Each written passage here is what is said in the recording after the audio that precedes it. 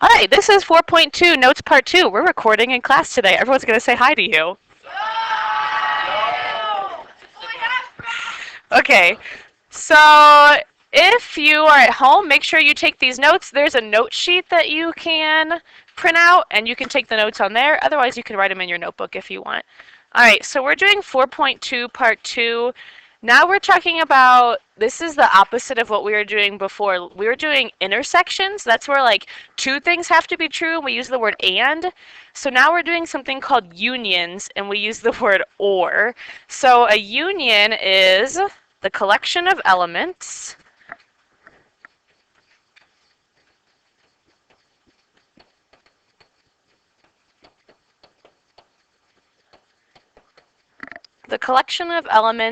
belonging to A and or B. The collection of elements belonging to A and or B. Yes. Like the things in the set. Like when we draw those little squiggly lines and the elements are like all the little numbers in there. All right, so when we were talking, here's that way I remember it. Intersections that we were talking about yesterday with the word and, they're mean because they're like, this has to be true and this has to be true. You don't get to be in our set unless both those things are true. Unions are nicer. They're like, if you just have this or this, you can be in our set. That's fine. They're a lot nicer. So the notation for a union, you guys saw this in your book. It's a U. A, U, B. I kind of think of that as like A or B. If you're an A or B, you get to be our friend. They're really nice, as long as you have one of those things true. So if you're going to draw it as a Venn diagram like we did last time, it would look like this. Let's say this is A, and this is B. Remember, intersections were just the stuff that they both had. Now a union is all of this. This is the union of A and B. It's all the stuff that's in A or B.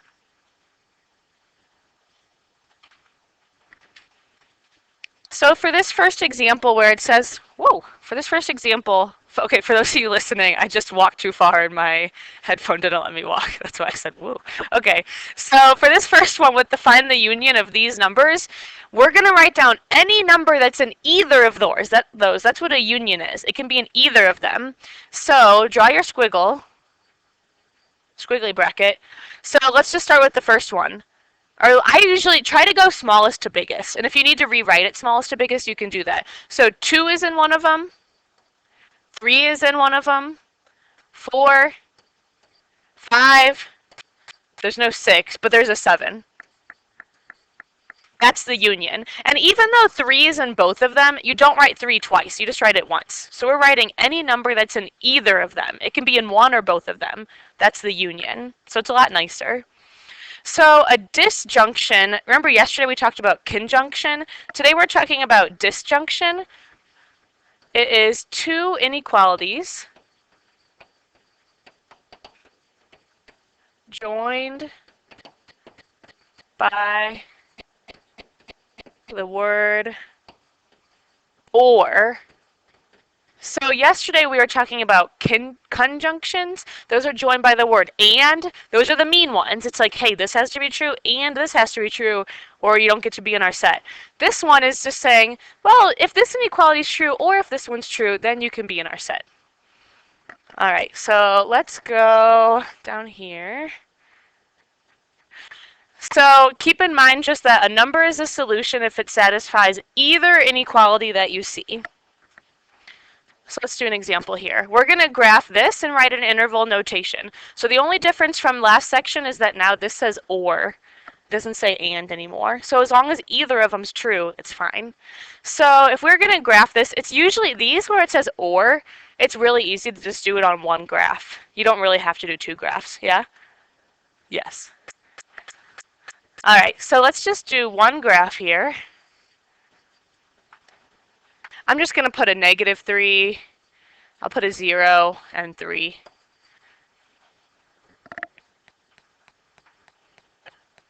Jamie, if you need to move so you can see better, you can move. All right, so we're going to say anything less than negative 3 or bigger than 3, those things are all in the set, any of those numbers. So we're going to put an open circle on negative 3, and anything less than 3.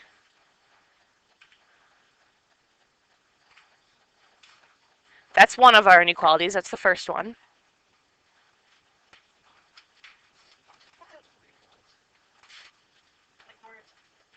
No, but there will be some weird ones.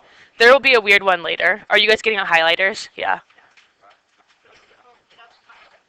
Yep, for those that Jack just said, get out some highlighters. I don't know how well they can hear you. We'll play it back and see. I bet they can hear you. Because when I tested, I could hear you guys all talking.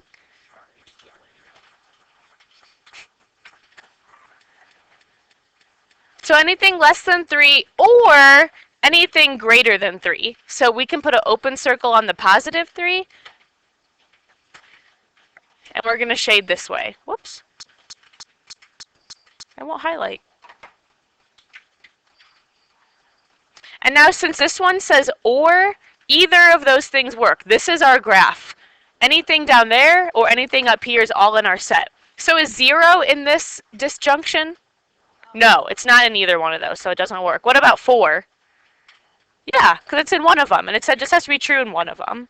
So if we're going to write this in interval notation, you have to write it like this. Anything from negative infinity up to negative 3. Should I put a parentheses or bracket right here? Parentheses, good. And then you have to put, there's 2 separate shaded sections here, so you have to put a U and say, or anything from 3 up to what? Infinity, good. And infinity always gets the parentheses, remember that.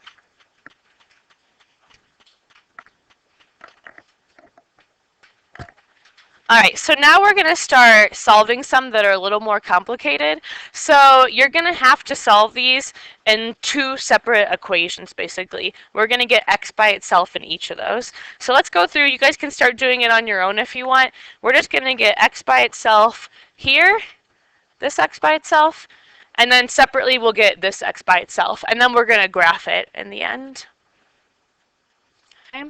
So if you're following along with me, I'm going to put a line through my inequality sign. Meant for that to be yellow. And then we're going to subtract 7 from each side. We're left with 3x is less than negative 4. And then divide by 3. Should I flip my sign right there? Because I was dividing a negative by a number. No. Good. I'm dividing it by a positive. So I'm going to keep it. X is less than, let's just keep it a fraction. Negative 4/3. Might as well.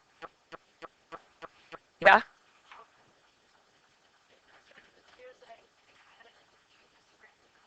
I don't know why it does that. I know every once in a while it changes. Like that just changed. I don't know why. And then let's do our other one real quick. So I'm getting that x by itself. We can subtract the 13 from each side. So we've got negative 5x is less than or equal to negative 10. And then divide by negative 5. Should I flip my sign? Yes, good, because I'm dividing by a negative. Flip that sign and 2.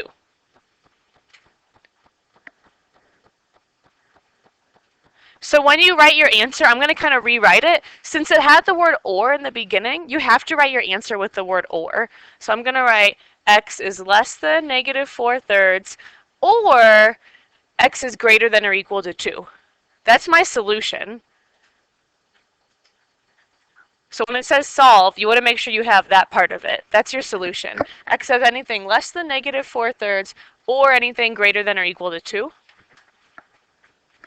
And then we just need to graph it.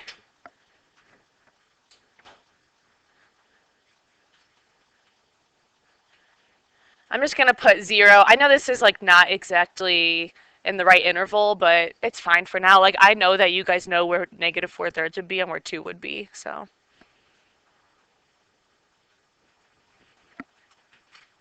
Should I put an open or closed circle on negative 4/3? Open, good. And x is anything less than 4/3. So I'm going to shade less than 4/3. Should I put an open or closed circle on the 2? Good, closed, and greater than or equal to 2.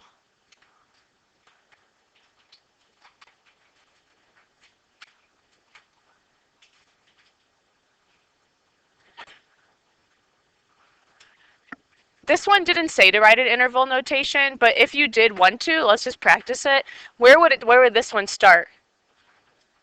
Good. Negative infinity up to negative 4/3. And then since there's a separate part, we have to put a u. Should I put a bracket or parentheses for the 2? Good. Starts at 2, goes up to infinity.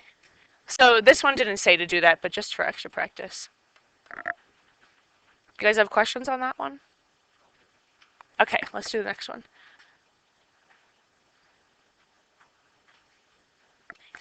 Alright, so now we're going to solve this one, and now this is one of the ones where something weird's going to happen. Alright, so let's solve this one real quick. Go ahead and solve each side of that on your own. Just solve them separately.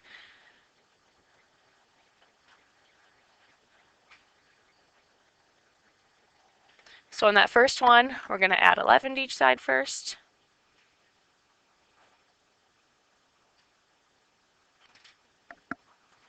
And then divide by 3. So x is less than 5.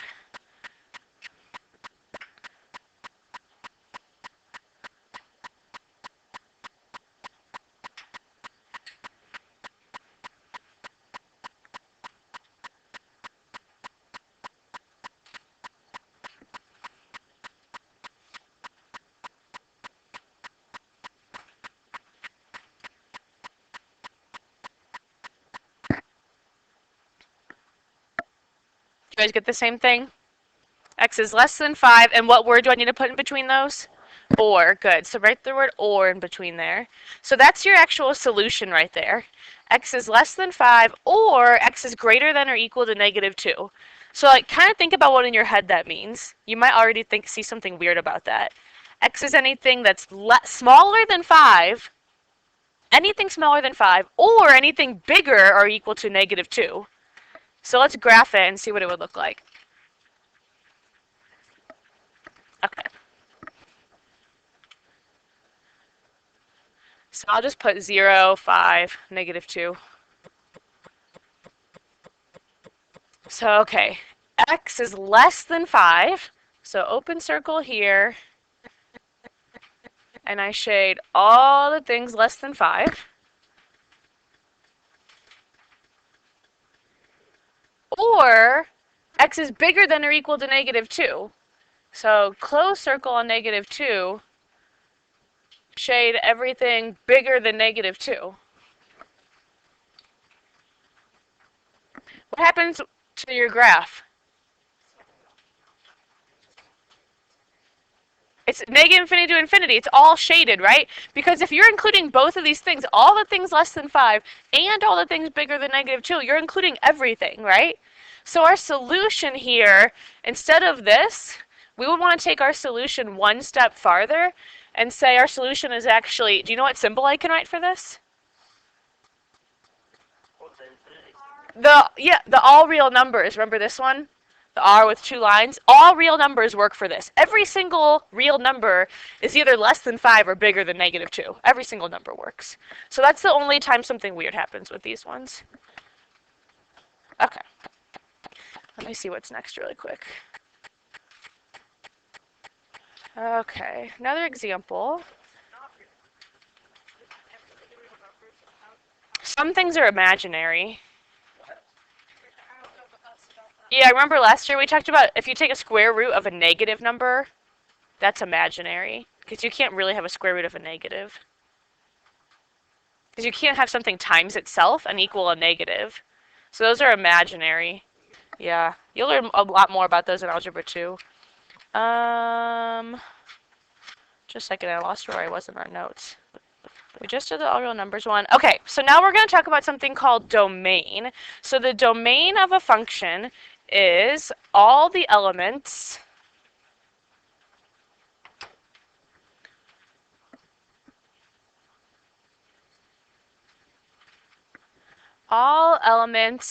that belong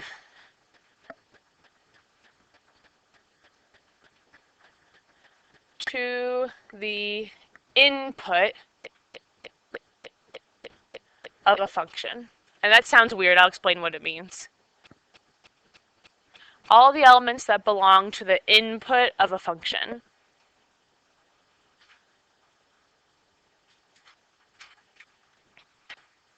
So another way to think of this, the input is x. X is what you put in an equation. So another way to think of this is anything you can plug in for x. So when you have a function like an equation, the domain is anything you can plug in for x into that equation. This is going to be a long video for people at home. We're already at 15, 16 minutes. Ooh, yeah, we got a lot more to go too. Yep. All right, so you might be thinking right now, well, you can plug whatever you want into a function. Actually, sometimes there are certain things you can't plug in. There are two weird situations. One of them is fractions, and one of them is square roots. Those are the two weird times. So let's look at this fraction right here. 5x minus 2 over x minus 3. Okay, here's our function. I'm going to write it in that weird function notation that you guys don't like. This is called function notation. This is g of x. It doesn't mean g times x. It's like we're going to call our function g, and x is the variable we're going to use. We're not using t or any other letter. We're using x. Yeah.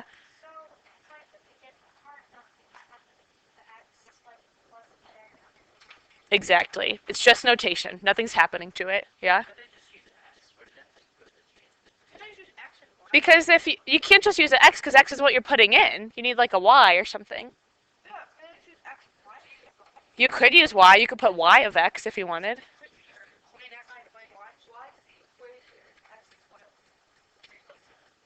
G is the equation, and x is what they're using in it. Yeah. Right. Like if you're calculating grams, yeah. Like how many grams of fat are in something if there are X calories in it. Something like that. That's why they use different letters so you could do all different equations for something. Yeah, you'll see a lot of it. You'll see it in calculus a lot too because they do little things. Yeah, it's the dependent variable. Yeah, exactly. G depends on X. So let's say G of X equals 5x minus 2 on top. And on the denominator, I want x minus 3. Okay, so here's my question. What can the denominator of a fraction not be?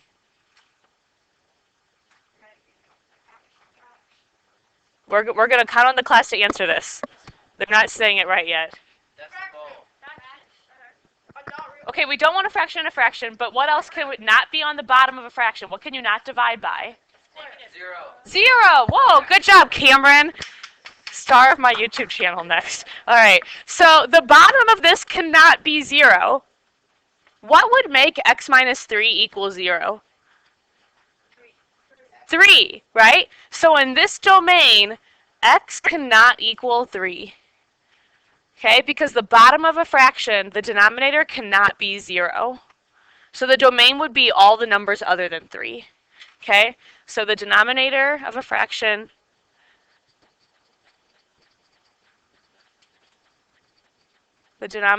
cannot equal 0. That's a big thing to keep in mind. And then let's talk about square roots. Let's say you had, I'm going to make a different letter. Let's say you had f of x equals the square root of, let's just say x right now. We're going to keep it simple.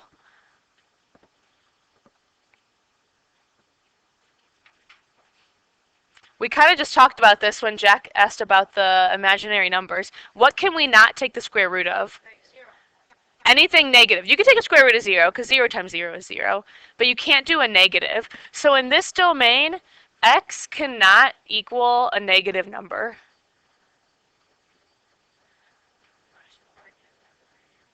Negative. X cannot be negative. So when you're finding the domain, keep those two things in mind. No zeros in the denominator, no negatives in the square root. All right, so for an example, we're going to write the domain of this. This is one we just saw, right? So the domain, you can plug anything you want into this problem, but there's one thing you can't plug in. Yeah, what'd you guys say? 3. It's what would make the bottom equal 0. So you set the bottom equal to 0. If you needed to solve it, if you weren't sure what would make that equal 0, you could solve it. X equals 3. So we're saying 3 is the one thing that does not work, right? This does not work in our equation because it would make the denominator equal 0. So we need to write an interval notation. We somehow have to write every single number besides 3 in interval notation. Yeah, we could use a number line. So we're going to start all the way down at negative infinity. And then what can we go up to? 2.9 works, though. Jeb? Go up to 3, but put a parentheses. We're not including 3 then, right? We'll go right up to 3. We'll go to 2.99999, not touch 3. And then what do we start at on the other side? Or anything on the other side of 3. So what should I start with? 3 to infinity. So that is what the domain of g of x could be. The domain of g of x is this. Basically, it says anything besides 3. Isn't that kind of a cool problem? This is like really kind of college stuff. Yeah. All right, so I want you guys to try this one. I'm going to pause the recording. All right, we're back. Let's go do this problem. So I was telling the class that you should literally set the denominator equal to 0 to find out what x can be. I think you guys pretty much all did this. Pretty much everyone I saw was right. So we need to subtract 1 from each side. So 2x equals negative 1. Divide by 2. So what's the number, guys, behind me that would make the bottom equal 0? If x is... Yeah, negative 1/2, or if you guys write negative 0.5, that's fine. So that's the thing that will not work. So don't stop there. It's not your answer. It's everything but that is your answer, right? So you guys did a good job of writing this in interval notation. Our interval is everything from negative infinity up to negative 1/2, not including negative 1/2, or everything from negative 1/2 up to infinity. Okay, let's do one more example and one more try on your own. So now we're going to do a square root. Okay, so we need to find what can we plug in for x here. This one's a little trickier. What cannot be on the inside of a square root? A negative. We can't have a negative on the inside of a square root. So we need 7 minus x. It can't be anything smaller than 0, right? Yeah?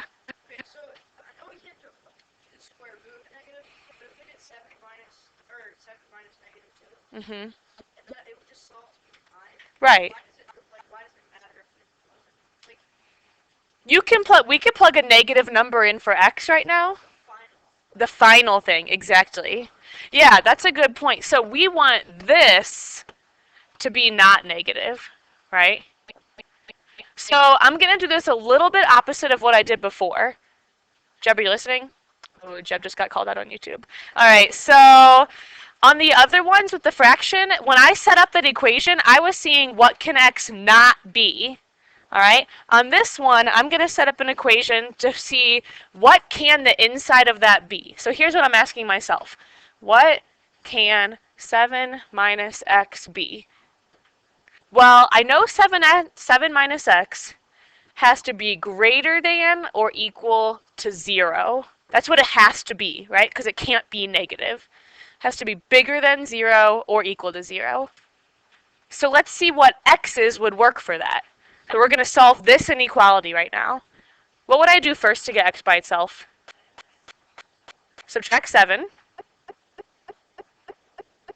So negative x is greater than or equal to negative 7. Can I stop right there with negative x? No. How do I get rid of that negative 1? Yeah, nice. Divide by negative 1. What happens when I divide by negative 1? Flip the sign. Nice. So x is less than or equal to positive 7.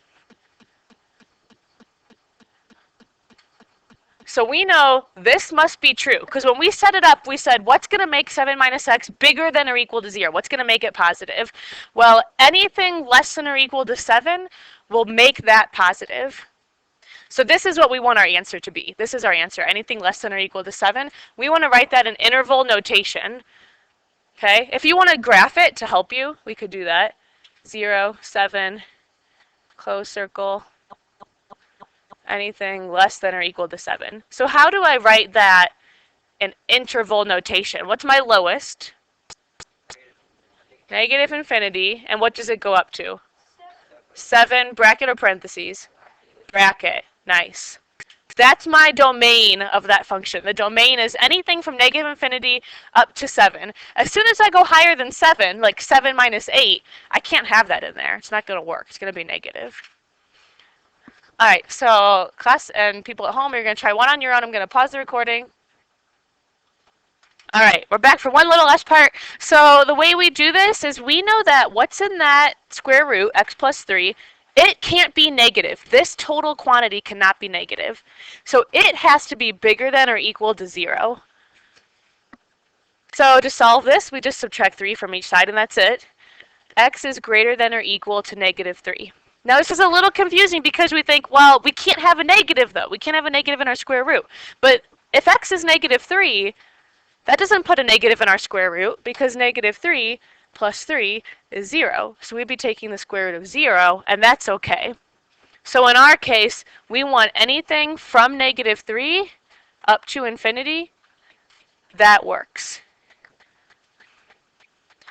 All right, that's it. Oh, and so if you watch this on Friday night, make sure you say rabbit rabbit tomorrow, Saturday morning, or late tonight because it's the first day of October. All right, thanks for watching. Everybody say bye. Bye. Friday night.